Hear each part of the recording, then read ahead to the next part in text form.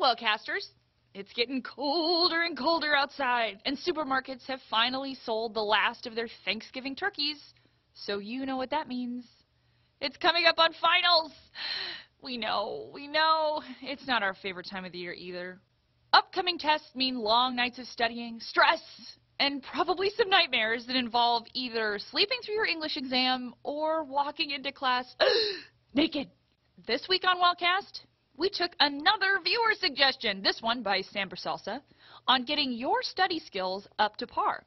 We're not going to make you sit through any statistics or studies today, though.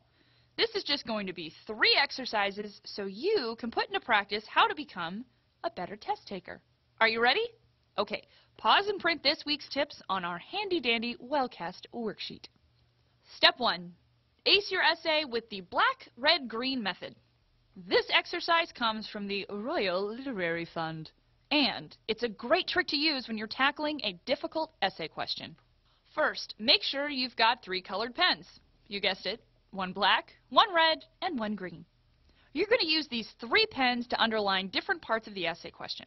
By the end, everything will be underlined so you won't miss anything important. Let's say this is your essay question.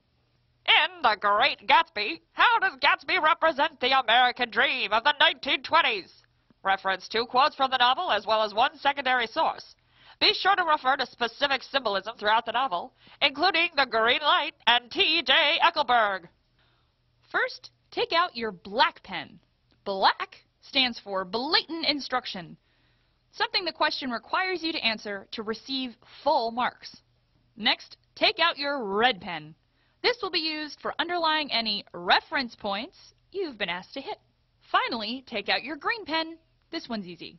The green pen underlines a green light, which is a hint that the question gives on how to proceed. By now, this essay question should be looking like a Christmas tree. And that's how you know that you've hit and understood every part of the prompt. You're ready to rock that answer. Step 2. Mnemonic devices are your best friend.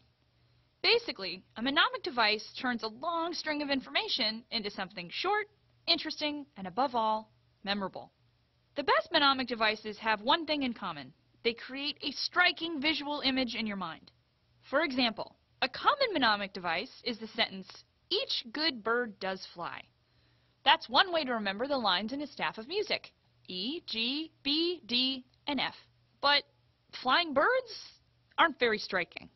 If you're sitting in a classroom chewing on your pencil, a flock of birds might not pop into your head right away if you're straining to remember a musical staff. But what about, "Each gap-toothed billy goat dances fast"? Yep, that's more like it. Step 3. Give a speech. The link between hearing something and remembering it has been proven time and time again. Studies have found that people who have difficulty hearing in certain situations are also more likely to have memory impairment. So, what does that mean? Well, think about it this way. You know your favorite album and how you always know what song's going to come up next? That's because you've listened to the thing ad nauseum, and you've ingrained that information into your brain. So, why not use this useful hack to help you remember the information for a test? The more you hear yourself saying the notes, the better you'll be at remembering them the next day. Okay, Wellcasters, let's recap.